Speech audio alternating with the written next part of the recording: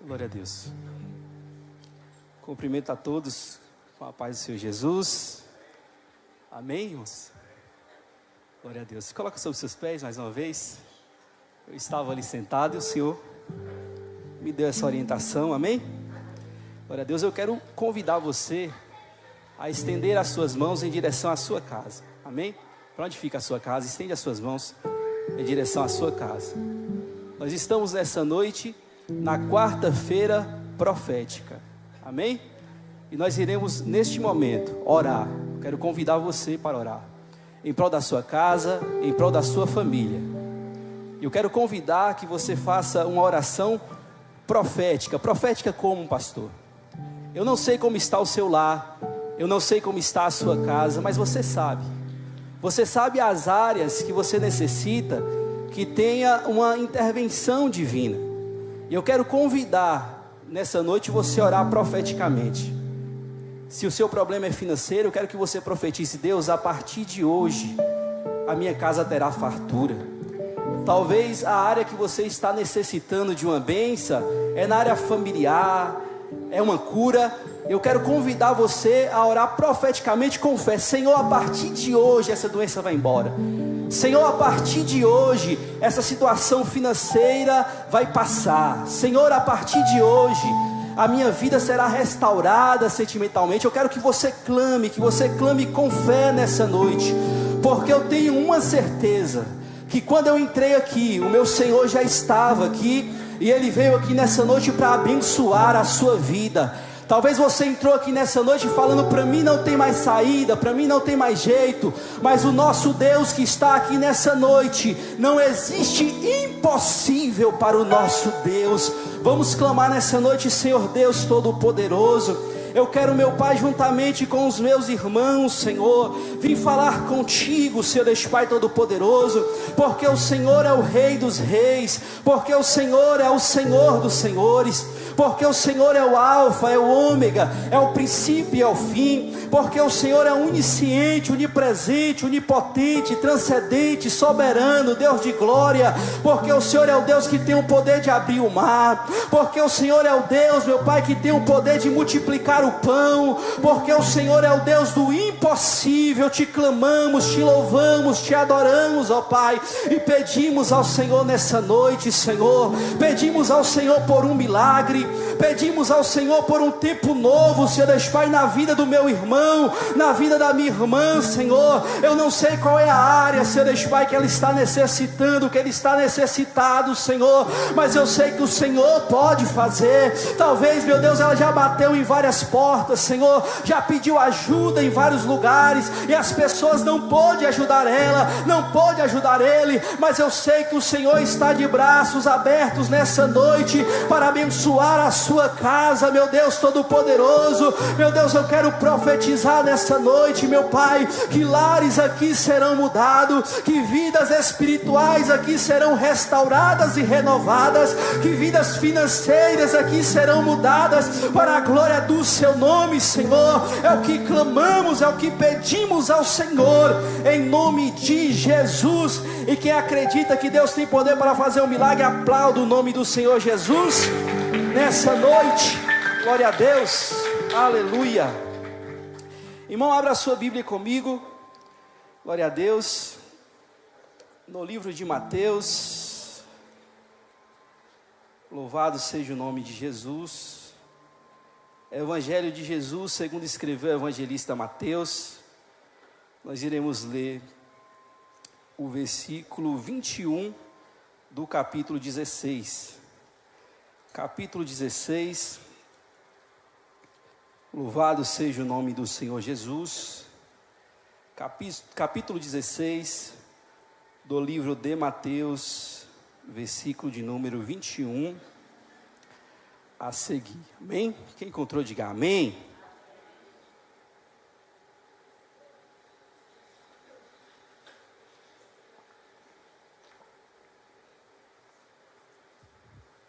E diz assim o texto bíblico: desde esse tempo começou Jesus Cristo a mostrar a seus discípulos que lhe era necessário seguir para Jerusalém e sofrer muito muitas coisas dos anciões, dos principais dos sacerdotes e dos escribas, e ser morto e ressuscitar no terceiro dia.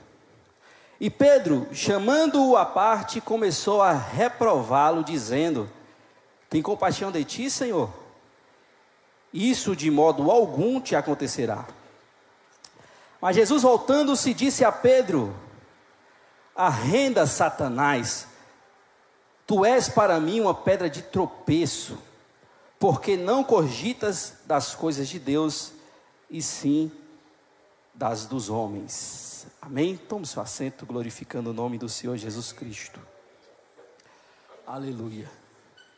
Irmãos, desde quando fui incumbido de ministrar essa noite, eu comecei a pedir orientação ao Senhor acerca do que eu haveria de ministrar nessa noite. Amém? Porque eu costumo dizer, irmãos, que o pregador, ele é apenas um carteiro. Amém, irmãos? O que o carteiro faz? O correio chega lá na sua casa e entrega a carta para você. Mas geralmente, quem escreveu o conteúdo daquela carta não foi o carteiro. Foi o carteiro? Não, né? Alguém escreveu e o carteiro apenas entrega. E o mensageiro, o pregador, é apenas um carteiro, não é? Apenas entrega a mensagem de Deus. Eu comecei a falar com o Senhor: Senhor, o que o Senhor quer que eu traga na quarta-feira profética para os seus servos, no Ministério da Promessa? E o Senhor colocou esse texto em meu coração, amém? E o Senhor colocou em meu coração um tema, e o tema da pregação nessa noite é: as 3 fases de um discípulo de Jesus, amém? As 3 fases de um discípulo de Jesus. Para entendermos a passagem que foi relatada por Mateus, no capítulo 16, versículo de número 21, nós temos que voltar um pouco atrás na história, para compreendermos o contexto político, econômico e religioso daquela época. Se você for analisar a história do povo de Israel, principalmente, para compreendermos esse texto, principalmente a história da monarquia do povo de Israel, você vai ver que a monarquia, o que é a monarquia, pastor? É quando intitula um rei para liderar o povo de Israel. O primeiro rei do povo de Israel foi Saul, não é? Depois de Saul veio Davi. No reinado de Davi, Deus faz uma promessa a Davi. Qual promessa Deus faz a Davi? Deus vira para Davi e fala: Davi, o seu reinado não terá fim. Amém? Deus chega para Davi e fala: olha, Davi, você vai reinar, depois de você vai vir um filho seu, vai vir outro descendente seu, e o seu reinado não terá fim. Pois bem, Davi falece, não é? E como acontece na monarquia, o reinado passa da mão do pai para o filho. Deus levanta como rei de Israel, então, a Salomão. Depois de Salomão, Roboão. E no período em que Roboão estava reinando sobre Israel, infelizmente Roboão teve algumas atitudes ruins. Amém, irmãos? E devido às atitudes ruins que Roboão teve, o reino se dividiu. Agora então, Israel, que antes era um reino unificado, Israel se torna 2 reinos. Um reino vai ser chamado de Reino do Sul, e a outra parte do reino vai ser chamado de Reino do Norte. Se você for analisar a história tanto do Reino do Sul, quanto a história do Reino do Norte, você vai ver que constantemente Deus levantava profetas para orientar o povo, e infelizmente o povo não seguia a orientação do Senhor. E todos nós aqui sabemos que quando nós não seguimos a orientação do Senhor, o que acontece? Vem provações, vem lutas, vem dificuldade. Mas Deus, Ele é misericordioso e Ele é longânimo. E muitas das vezes que nós erramos e cometemos atos que não agradam a Ele, Ele nos perdoa, levanta pessoas para falar conosco, nos orienta, nos dá uma segunda chance, até que chega um momento que o Senhor dá um basta naquela situação e fala: olha, eu já te dei corda demais, mas a partir de agora não tem como eu alisar a sua cabeça. E assim foi com o povo de Israel. Deus então, no ano de 722 a.C., levanta um império assírio contra o reino do norte. Esse império vai lutar contra o reino do norte e vai destruir a parte do reino do norte de Israel. Deus então, da mesma forma, começa a levantar outros profetas e enviar ao reino do sul, alertando o povo: olha, volte para o que Deus quer, volte para a direção de Deus, não ande fora da direção de Deus. Mas infelizmente o povo novamente não ouviu as orientações do Senhor. E nós vamos ver na história de Israel que no ano de 586, o Império Babilônico vai contra o Reino do Sul, peleja contra eles e levam eles cativos para a Babilônia. E se você for analisar, depois do cativeiro babilônico, não se estabelece mais um reinado em Israel. Quando Israel é praticamente restaurada, através de Neemias, Esdras, não é intitulado novamente, não é levantado novamente sobre Israel um rei, mas o comando na nação fica na mão do sacerdote. Daí então, vai ser inúmeros anos o povo submisso a outra nação, não tinha mais rei em Israel. No ano de 539, o império da Pérsia vence os babilônicos e começa a dominar sobre Israel. No ano de 332 a.C., o império grego-helênico vence os persas e começa a reinar sobre Israel. Até que no ano de 164 a.C., tem a revolta dos Macabeus. E Macabeus e sua família e seu exército conseguem restaurar para a mão dos israelitas o poder da nação. Mas isso não vai durar muito tempo, porque eles ainda não estavam obedecendo ao Senhor. E no ano de 63, os Macabeus perdem a batalha para os romanos. A partir daí então, quem estava dominando o povo de Israel eram os romanos. E justamente nesse período, aonde que os romanos estavam dominando o povo de Israel, é que surge Jesus Cristo. Amém? Surge Jesus Cristo. Jesus Cristo, ele surge em um contexto político e econômico extremamente conturbado. O povo de Israel não tinha o domínio sobre a sua nação, mas o domínio sobre Israel tinha os romanos. E os romanos, eles tratavam muito mal o povo de Israel. Uma das coisas que eles faziam contra o povo de Israel, que o povo de Israel odiava, era a quantidade de impostos que os romanos cobravam das transações financeiras dos israelitas.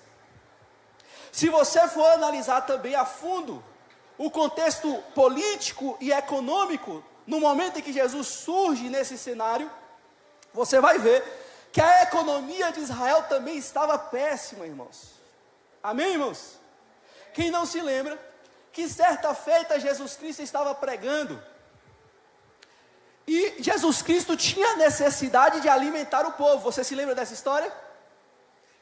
Quando Jesus procura alguém com alimento no meio do povo, Jesus encontra simplesmente um menino, que tinha 5 pães e 2 peixinhos. Eu acho interessante nessa passagem, irmãos, que 5 pães e 2 peixinhos, para alimentar uma multidão de 5.000 pessoas, fora mulheres e crianças, é nada, sim ou não? Dá para alimentar uma multidão de 5.000 homens, fora mulheres e crianças, com 5 pães e 2 peixinhos? Não tem como, não é? É uma situação difícil, sim ou não? A Bíblia vai dizer que Jesus Cristo pega os pães, e ele faz o quê? Ele murmura porque só tinha 5 pães e 2 peixinhos para alimentar uma multidão de 5.000 pessoas. Foi isso que Jesus fez? Foi? A Bíblia diz que Jesus pega o pão e dá graças. Pai, graças eu te dou. É 5 pães e 2 peixinhos para 5.000 pessoas, mas graças eu te dou. E o que eu acho interessante é que com aqueles 5 pães e 2 peixinhos, Jesus alimenta toda aquela multidão, e a Bíblia vai dizer que ainda sobrou cestos de pães e de peixes. Pastor, o que você quer nos ensinar com essa história nessa noite? Eu quero te ensinar e aprender juntamente com você nessa noite, que o segredo da multiplicação não é a murmuração.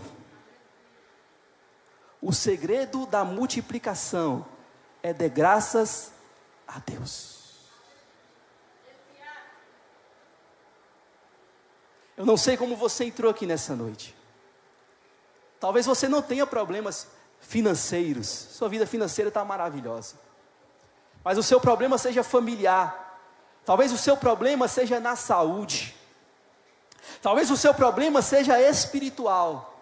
E a primeira orientação divina que o Senhor nos dá nessa noite é: não murmure, dá graças, porque através da graça que você vai dar, eu vou multiplicar em sua vida. Oh, glória a Deus, louvado seja o nome do Senhor. O segredo para a multiplicação não é a murmuração. O segredo para a multiplicação é dar graças a Deus. Está chorando? Dá graça. Está doendo? Dá graça. Não está aguentando mais? Dá graça. Não murmure. Por quê? Porque Jesus no deserto, com a dificuldade de alimentar 5.000 homens, Ele deu graça e conseguiu alimentar. Sim ou não? E o povo de Israel, você se lembra daquela época que eles estavam no deserto? Água da rocha, mana do céu, Deus não deixava faltar nada, a roupa crescia no corpo. Eles fizeram o quê? Deram graça? Murmuraram. E porque eles murmuraram, eles morreram no deserto.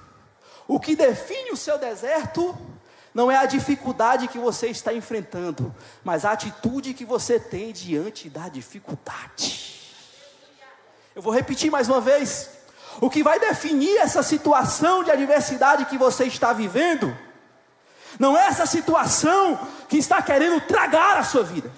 O que vai definir essa situação é como você vai reagir diante dela. O povo de Israel murmurou e morreu no deserto. Jesus Cristo nos ensinou, dando graças a Deus no deserto, e os pães se multiplicou. Pois bem, vamos voltar à história. Quem estava dominando o povo quando Jesus Cristo surge, era os me ajuda a pregar, eram os romanos que estavam dominando. O povo não tinha rei, tinha rei? Mas sobre o povo de Israel, através da linhagem de Davi, tinha uma Deus falou que é para Davi: o seu reinado não terá fim. Amém?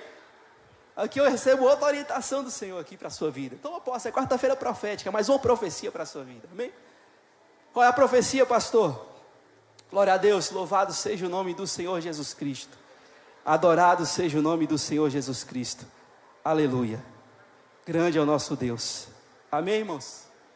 A profecia é que, dependente do que você está passando, se você tem uma promessa de Deus sobre a sua vida, não se preocupe, porque o que vai prevalecer sobre a sua vida é a promessa de Deus.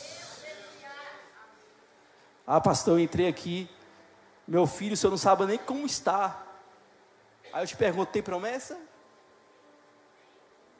Ah, pastor, você não sabe como está a minha vida sentimental, pastor. Está conturbada, mas tem promessa? Ah, pastor, você não sabe como está a minha vida espiritual. Eu estou mais frio do que uma pedra de gelo. Mas eu te pergunto, você tem promessa? Eu quero profetizar sobre a sua vida nessa noite, quarta-feira profética, irmãos. O que definirá a sua vida. Mais uma vez eu quero profetizar isso aqui para a igreja. Não é o momento que você está enfrentando, mas a promessa que tem sobre a sua vida. Porque Deus, Ele vela para cumprir a promessa que Ele tem sobre a vida dos filhos seus. Glória a Deus. Junte Jesus Cristo nesse cenário. Irmãos, agora imagina comigo. Se hoje surgir, porque Jesus Cristo era visto dessa forma, não é? Hoje surgir aqui meio-dia. Então meio-dia, 10 horas da manhã. Vamos colocar 10 horas da manhã. Amém? Surge um líder sábio da nossa nação, não é? Ele vai aqui para uma importante praça de Vitória da Conquista, 10 horas da manhã. Amém? E fala assim, eu estou aqui na praça para me pregar a palavra de Deus, anunciar uma palavra a vocês. Vai ter 5.000 pessoas lá. Raciocina comigo. Vai ter 5.000 pessoas? Por que não vai ter 5.000 pessoas? Porque geralmente esse horário o povo está trabalhando, sim ou não? Até que eu queria ouvir esse servo do Senhor pregar, mas eu estou trabalhando. Se tinha 5.000 pessoas, fora mulheres e crianças ouvindo a Jesus, isso quer dizer que naquela região não estava tendo trabalho. Agora você imagina, o povo não estava tendo trabalho, e além de não ter trabalho, está se virando para tentar sobreviver. O Império Romano, tudo que eles tinham, tentava tirar uma porção de impostos. Eu tenho certeza, se nós fôssemos fazer uma pesquisa da popularidade do governo romano sobre o povo de Israel naquela época, e perguntando às pessoas, o que é que você está achando desse governo? Todo mundo falaria, rapaz, está péssimo. Deus abençoe que a promessa que ele fez a Davi se cumpra, de levantar um rei e governar a Israel, porque nós não estamos aguentando mais. É falta de emprego, é fome, é perseguição, não estamos aguentando mais nesse momento. E justamente nesse momento surge Jesus Cristo.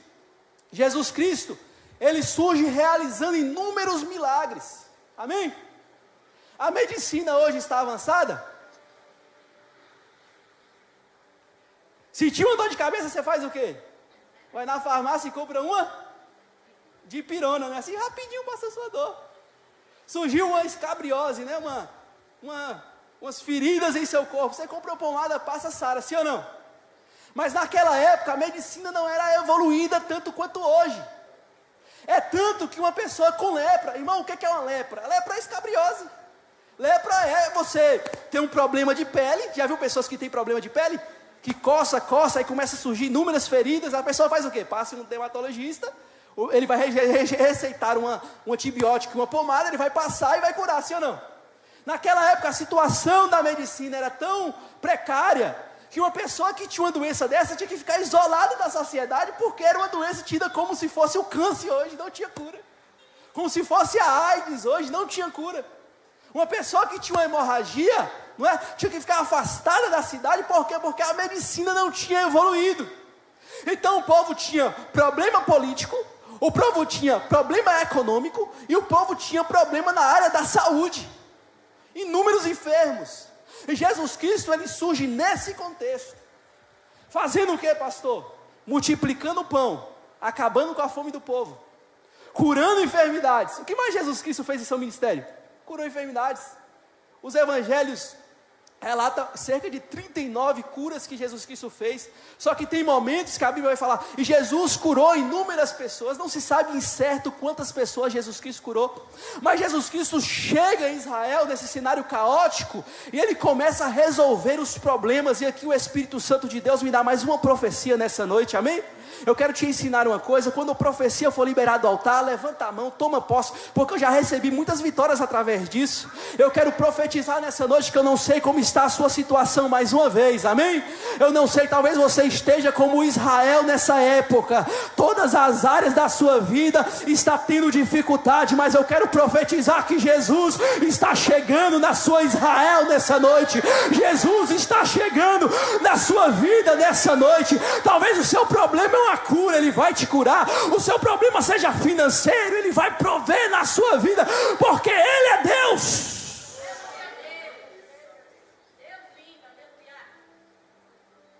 Jesus está chegando na sua Israel nessa noite. Quando Jesus Cristo chega em Israel e ele começa a fazer inúmeros milagres, o povo sabia da promessa que Deus haveria de levantar um rei novamente para Israel, sim ou não? Sabia, sim ou não? O povo começa a olhar para um homem que está solucionando problema financeiro. que está solucionando problema de família, que está solucionando problema de saúde, e o povo começa a olhar para ele e começa a pensar o que acerca de Jesus? Esse é o rei. Ele é de qual linhagem? Da linhagem de Davi, é ele. E o povo começa a depositar em Jesus a expectativa da mudança da sua vida, sim ou não? É lógico começar isso, sim ou não?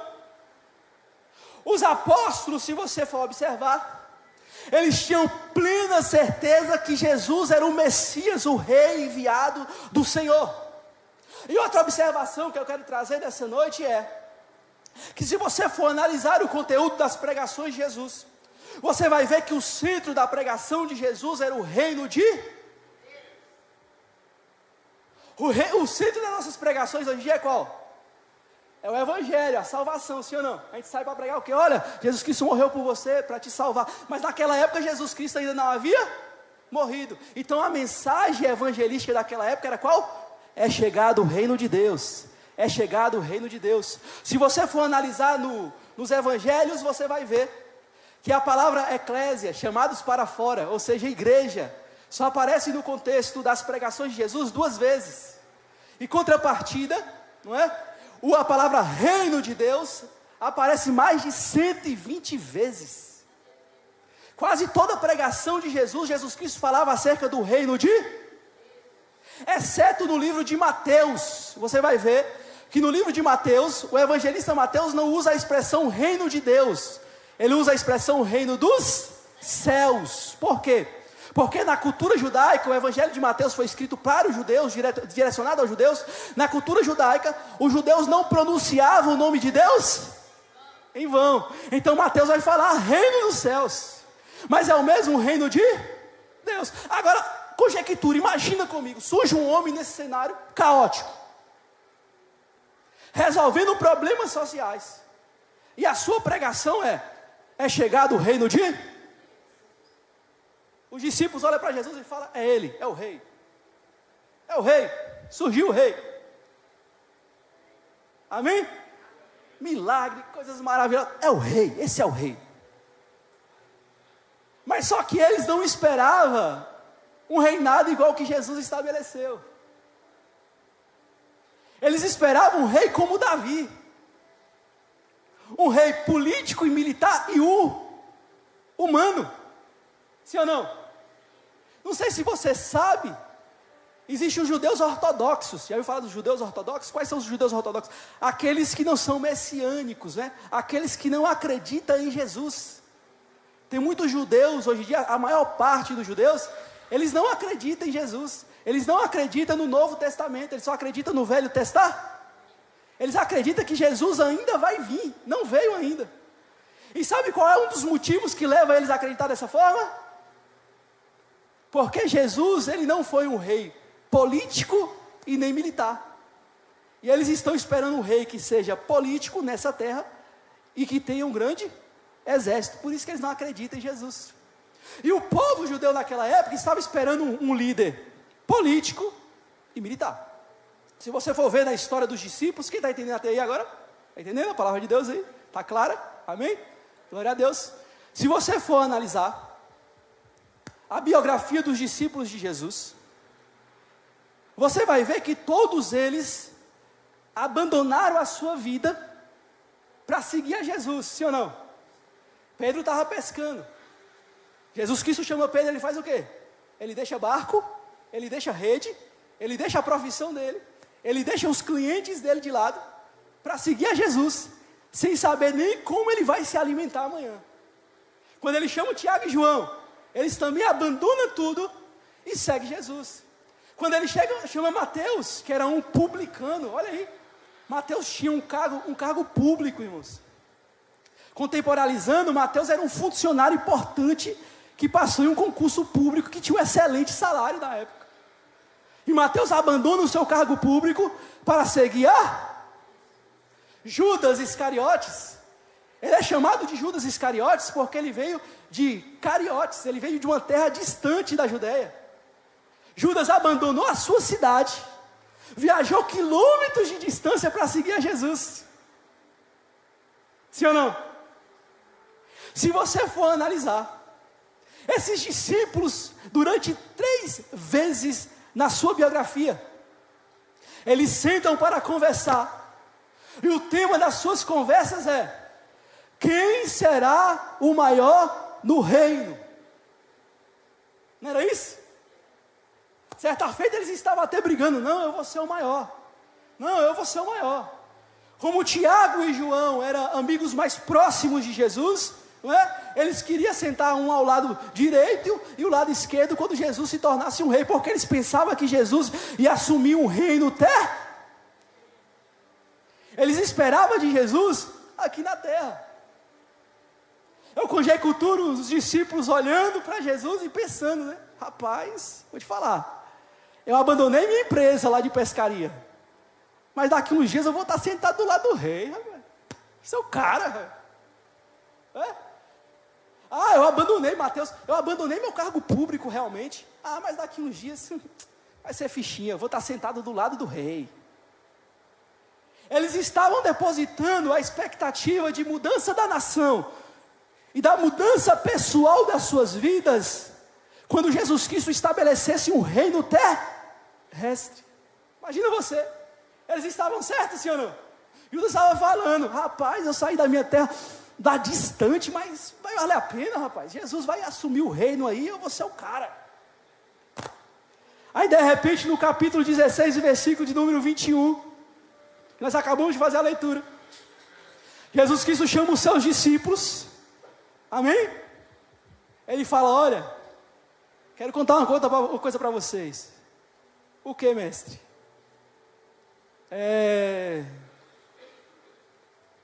Eu vou morrer. Eu tenho que ir em direção a Jerusalém. Para quê, mestre? Eu vou morrer.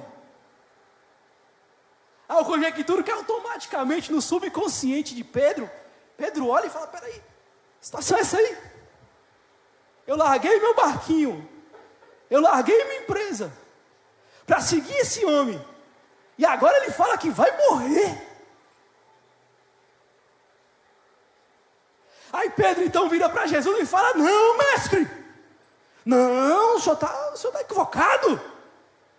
De forma nenhuma eu deixarei com que essas coisas aconteçam com o Senhor. O Senhor não vai morrer. O que Jesus Cristo faz? Para trás de mim, Satanás. Você compreende as coisas dos homens, mas não entende acerca das coisas de Deus. Amém? No começo eu falei que eu iria pregar sobre as 3 fases dos... Primeira fase, a fase da expectativa. Os discípulos depositam toda a sua expectativa de mudança de vida em Jesus. Não, ele vai ser rei, eu vou prosperar, eu vou desenvolver, eu vou ter uma vida abençoada. A primeira fase é a fase da expectativa. Ultimamente, irmãos, eu estou estudando, porque o meu sonho é se tornar um cara especialista em ganhar almas, irmãos. Meu sonho é me tornar um cara especialista em ganhar almas. Então eu estou lendo muita pesquisa da Jocum, de outras instituições, de outros institutos de pesquisas, acerca da convenção. E uma das coisas que eu observei, irmãos, é que poucas pessoas, quase ninguém, se converte ao Evangelho ou vem para a igreja, porque Jesus morreu na cruz. Sabia disso? Se a gente sair no meio das igrejas hoje em dia, entrevistando o povo: e aí, tudo bem? Tudo bem? Por que você veio para a igreja? Rapaz, eu era um usuário de droga. Era mesmo, velho. Você veio para a igreja para quê? Para que Jesus venha curar o meu vício. Outras pessoas você vai chegar: rapaz, você veio para a igreja para quê? Rapaz, eu estava quebrado lá no mundo. Fiquei sabendo que Jesus pode prosperar e eu vim para ele me prosperar. Outras pessoas vão falar: rapaz, eu vim porque meu casamento estava ruim demais. Sim ou não? Geralmente as pessoas vêm à igreja não pelo reino de Deus. Elas vêm para solucionar um problema pessoal seus, não é assim? Eu mesmo, quando eu vim para a igreja, amém? Irmão, amém? Sabe qual foi o meu motivo de vir para a igreja? Vou te contar. Quando eu tinha 13 anos de idade, eu gostava de ouvir rádio para dormir. Gostava de ouvir rádio. Não sei se alguém aqui mais tinha esse hábito que eu tinha, né?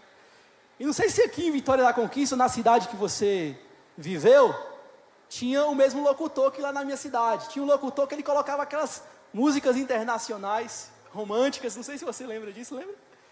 Não é? Ele colocava de acordo que ia tocando uma estrofe ali da música, ele ia traduzindo, não era? Ele parava e ia traduzindo. E eu gostava de ouvir aquilo para me dormir, irmãos. Dormia que era uma beleza, né? Aí teve um dia que meus irmãos tinham mexido em meu rádio, e eu fui sintonizar, procurar essa rádio de novo. Estou procurando essa rádio. Daqui a pouco eu escuto um homem com a voz rouca, né? Pregando. Oh, meu Deus, e tal. Eu parei uns minutos, fiquei ouvindo. Eu falei, rapaz. Vou sair, não era evangélico, eu vou sair disso aqui de novo. Procurando a rádio. E eu não encontrava a bendita da rádio na noite. Mano. Não encontrei. Aí eu voltava de novo. O pastor pregando com a voz. Falei, eu vou ouvir esse cara aqui. Eu comecei a ouvir ele pregando o sonho de José, né? A mensagem dele era o sonho de José. Ele pregando, eu comecei a analisar essa mensagem dele. Eu comecei a sentir uma presença, uma coisa diferente, uma alegria no meu coração. Eu falei, vou continuar aqui, tá bom. Em vez de dormir aquela noite, eu fui dormir, foi tarde, irmãos, né? E era o pastor Marco Feliciano, pregando e contando o seu testemunho, né? Que ele era engraxate de sapatos. Olha a história dele, né, irmãos? Ele engraxava sapato. E um dia um político importante da cidade dele chegou para ele, né? Deu, acho que era 15 ou era 20 pares de sapato que o político tinha para ele engraxar. E ele disse que quando ele era convidado para engraxar esse sapato, ele ia sorrindo, irmãos. Engraxar o sapato. Era o dia dele ganhar o dinheiro dele, né? Ele disse que quando ele está engraxando aqueles sapatos ali, que ele olha para o moço, está o moço e o filho dele. E o moço está apontando para ele e falando, meu filho, você tem que estudar, para você não ser como aquele rapaz ali, ó. Aquele rapaz ali, ele não tem futuro, mas você não, você é meu filho. Ele disse que aquilo feriu o coração dele, amém? Feriu o coração dele, e ele começou a buscar a Deus, e Deus proferiu sobre a vida dele uma promessa, e a partir dali ele começou a sonhar, amém? E hoje, né, tem muitos que gostam, tem muitos que não gostam, não é?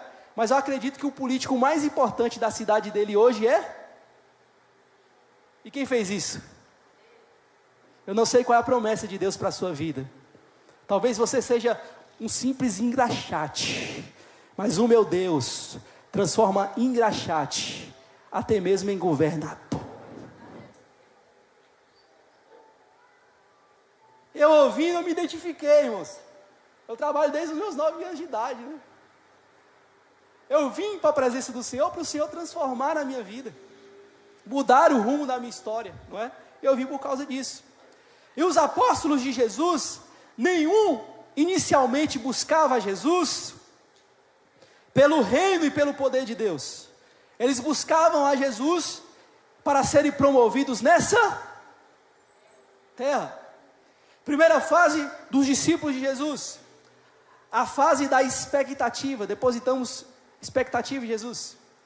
A segunda fase, amém? Da vida dos discípulos de Jesus, a fase da decepção. Quando Jesus Cristo chega para os discípulos e fala, olha, eu vou morrer. Os discípulos olham para Jesus e falam, rapaz, acabou com minha programação. Se você for observar, quando Jesus Cristo morre, antes disso Judas havia traído Jesus. Por quê? Porque ele foi decepcionado. E geralmente a pessoa decepcionada, ela quer se afastar da presença de Deus. Não é assim? Quer se afastar. Os discípulos, quando Jesus Cristo foi preso, todos abandonou a Jesus. Por quê? Porque na fase da decepção, o discípulo quer abandonar Jesus. O único que foi até a Jesus foi Pedro. Mas quando chegou perto de Jesus, negou Jesus por 3. Quando Jesus Cristo ressuscita, os discípulos estavam todos desviados. Por quê? Porque na vida dos discípulos de Jesus, sempre vai ter a fase da decepção. Talvez você entrou aqui hoje, amém? E você se encontra decepcionado. Jesus frustrou seus planos. Você falou: Jesus, tem tantos anos que eu vou na igreja para ser curado e não fui. Jesus, tem tantos anos que eu vou na igreja para me prosperar e não prosperei. Eu estou decepcionado com o Senhor. E sabe qual é a resposta de Deus para você nessa noite? Os meus planos são maiores que os seus. Amém? Os discípulos achavam que o cargo político era valioso, mas o que Deus queria dar a eles era extremamente mais valioso. Os discípulos achavam que a ascensão na sociedade seria o ápice da sua vida, mas Jesus estava olhando para eles e falando: eu tenho coisas maiores para vocês.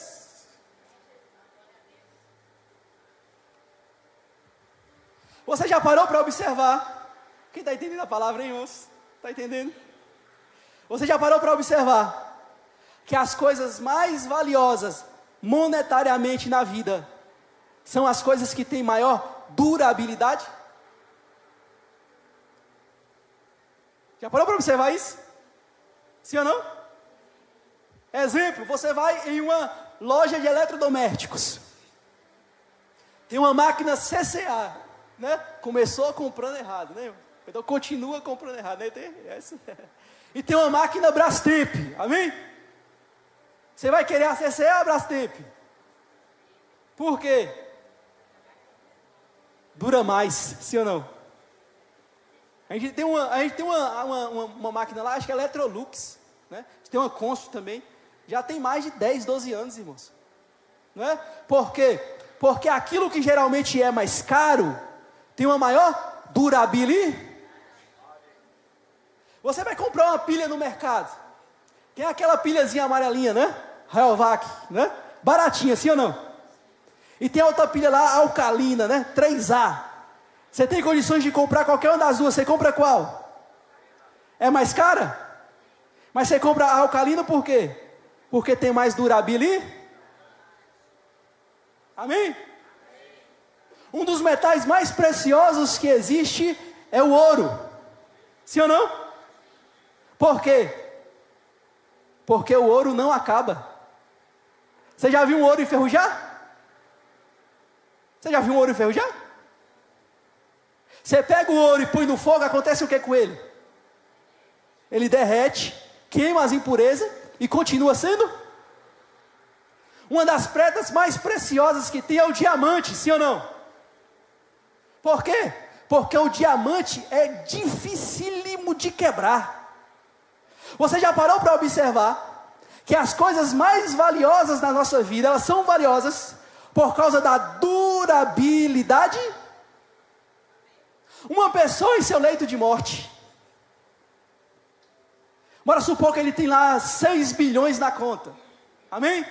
E o médico chega para ele e pergunta: olha, você tem duas opções. A primeira opção é você continuar com seus 6 bilhões e morrer. Acabou para você hoje. E a outra opção que você tem é você gastar os seus 6 bilhões hoje, viver, mas vai ser pobre. Você prefere o quê? Viver e ser pobre. Todo mundo opta pela durabilidade? Está entendendo até aí? Quando Jesus, pega isso aqui, irmão, isso aqui é profundo, irmão. Quando Jesus, ele frustra os discípulos, não se tornando um rei terreno, mas morre. Jesus Cristo estava falando com os discípulos: olha, vocês não terão posições importantes aqui na terra, mas eu estou morrendo na cruz, eu estou preparando um lugar eterno para você no céu.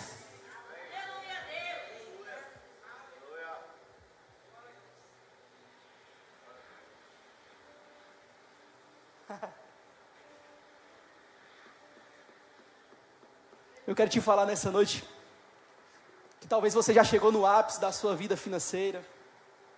Talvez sua vida está perfeita, mas o Senhor mandou eu te falar nessa noite. Ele tem mais para a sua vida. Ele quer te levar a uma profundidade espiritual maior. Ele quer te dar as coisas do reino. Quando Jesus morre na cruz, a primeira coisa que Jesus concede aos discípulos frustrados é a salvação e perdão dos pecados. Sim ou não? A segunda coisa que Jesus concede aos discípulos frustrados é o Espírito Santo de Deus. No contexto do Velho Testamento, deixa eu olhar as horas, irmãos, que eu prego. Amém, irmãos?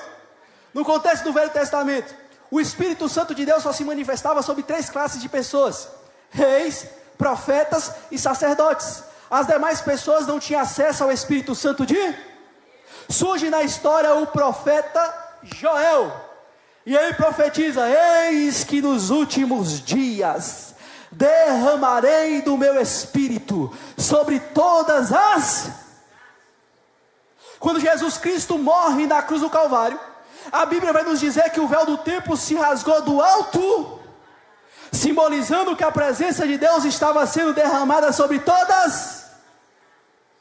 Jesus Cristo estava virando para os discípulos com outras palavras e falando: olha, vocês não vão ser grandes aqui nessa terra, mas eu vou colocar sobre vocês o meu Espírito, e vocês serão importantes na dimensão espiritual. Aleluia. Vira para o seu irmão nessa noite e fala: irmão, Deus tem mais para a sua vida. Deus quer te levar a uma dimensão mais profunda espiritualmente. Quem toma posse, glorifica o nome do Senhor nessa noite.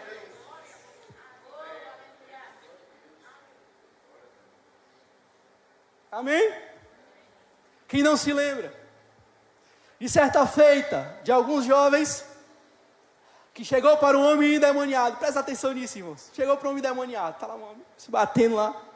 Chegou para um homem endemoniado e falou: olha, em nome do Deus de Paulo, você se lembra disso? Sai! O demônio fez o quê? Olhou para a cara deles e falou: ó, olha só que coisa profunda, irmãos. Coisa profunda, irmãos. O Deus de Paulo eu conheço. Paulo eu conheço. Eu acho isso fantástico, irmãos. Paulo eu conheço. Se fosse com outras palavras, eu estava falando: se fosse Paulo aqui eu saía, porque Paulo eu conheço no mundo espiritual. Mas e vocês? Quem é? E deu uma surra naqueles homens. Eu te pergunto nessa noite: talvez você tenha uma posição aqui na terra. Talvez você é governador, presidente, prefeito, secretário, supervisor, gerente, dono da empresa. Mas eu te pergunto: quem é você no mundo espiritual? Quem é você no mundo espiritual? Pastor, o senhor está me acusando nessa noite? Não, eu quero falar para você que Deus mandou te dizer nessa noite que Ele tem coisas mais profundas para você. Ele quer te levar a uma posição espiritual mais profunda.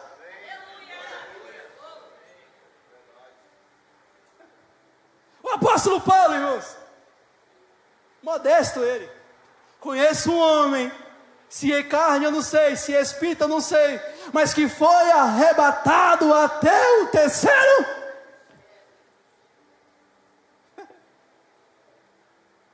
Aí eu falo para você: talvez a sua posição hoje te permita entrar em alguns lugares aqui na terra, sim ou não? Talvez o seu certificado hoje te permita entrar em alguns lugares aqui na terra, mas eu te pergunto: em quais lugares da dimensão espiritual você tem entrado? Pastor, o senhor veio me acusar? Não, eu vim te falar que Deus te trouxe aqui nessa noite para te falar que Ele quer te levar a uma dimensão espiritual mais profunda. Daqui uns dias você vai estar falando como Paulo: eu não sei se é carne ou se é espírito, mas eu tive diante da presença do Todo-Poderoso. Oh, aleluia, oh, aleluia, glória a Deus. A primeira fase é a fase da expectativa, depositamos expectativas em Deus. A segunda fase é a fase da frustração. Se você está frustrado, não se preocupe não, faz parte da fase de Deus. E se você não foi frustrado ainda, Deus vai te frustrar. Por quê? Porque Ele quer te levar a dimensões espirituais mais profundas. Aonde foi no contexto do Velho Testamento que mais aconteceu milagres? No palácio ou no deserto?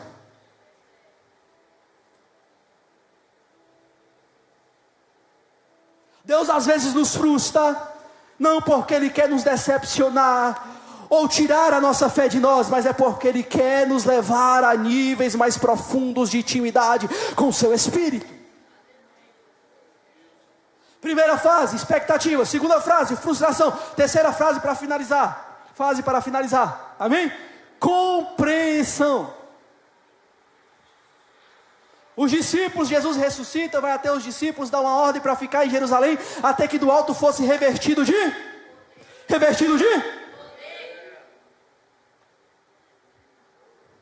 Pedrão, pregando no dia do Pentecoste, cheio da unção de Deus.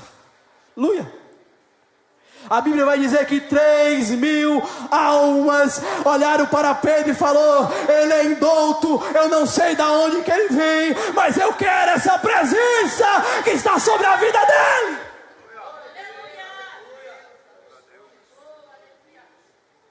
Pedro se decepcionou, mas entrou em dimensões mais profundas.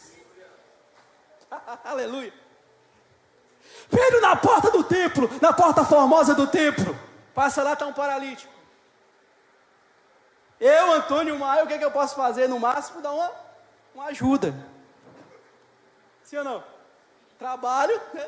Humanamente tem uns 10 contos no bolso, tem para dar, eu posso dar uma ajuda. Pedrão, tudo bem, meu amigo? Ei, Pedro, tudo bem? Dá uma ajuda aí. Rapaz, vou te falar. Aqui na terra, eu tinha até uma expectativa de ser um governador e tal, mas não quero nem mais isso mais não. Por quê? Porque eu não posso te dar uma ajuda financeira, mas eu posso te dar outra coisa. Tive umas frustrações aí, mas agora eu estou rico de outra coisa. De quê, Pedro? Não tenho ouro e nem prata, mas o que eu tenho eu te dou. Levanta e anda em nome de Jesus.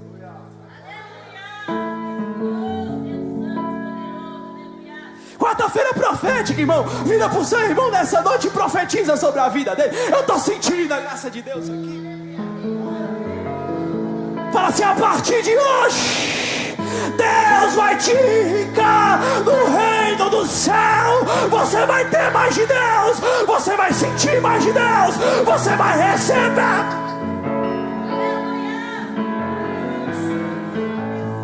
Oh, aleluia. Hoje é a noite da mudança espiritual. Deus quer te levar a patamares espiritual mais profundo.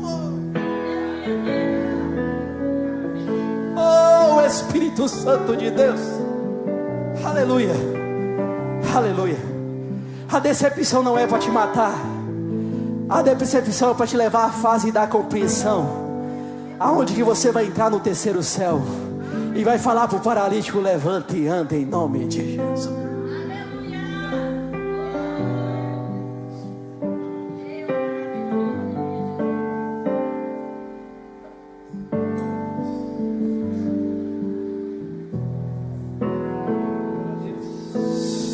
Coloca sobre seus pés nessa noite, irmãos.